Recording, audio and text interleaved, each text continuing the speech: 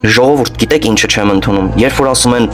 մենք հայ ենք, ուրեմն քրիստոնյա ենք, եթե քրիստոնյա ենք, ուրեմն հայ ենք։ Աստված մենակ դրա համար պիտի մեզ օրհներ։ Ու տվյալ մարդիկ անընդհատ մեղադրում են Աստծուն, իբրև իրենք կատարյալ սուրբ են, Աստված էլ իրանցից ցածր էր, էլի։ Թե բայց անախորժությունները ինչի է մենակ Հայաստանի վրա գալի։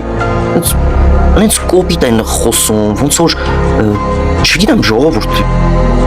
ինչ ասեմ, Աստվածաշունչը ասում է, որ քո գործերով ես արդարանալու եւ քո ամեն դատարկ խոսքի համար դատաստանին պատասխան ես տալու համացանցում, ինչա տեղի ունենում, մանավանդ Facebook-ում։ Ես որպես հայ,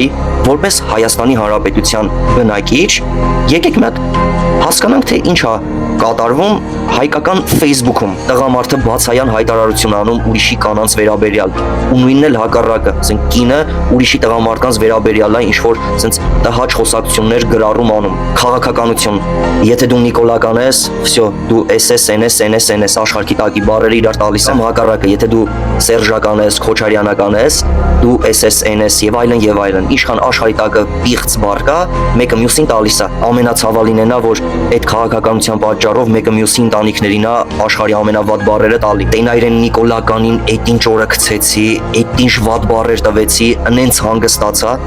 Նույնն էլ հակառակը։ Առաջ ես էլ եմ տենց եղել, բայց փառք Տիրոջը, որ հիմա այս պահին նման բաներում ես չկամ, էլի փառք Տիրոջը։ Եթե չդառնաք Տիրոջը, էլ ավելի վատ վիճակում եք հայտնվելու։ Չգիտեմ, ես ուզում ասեի, եթե սրանից հետո տենց պիտի պահեք, Տիրոջը չմեղադրեք։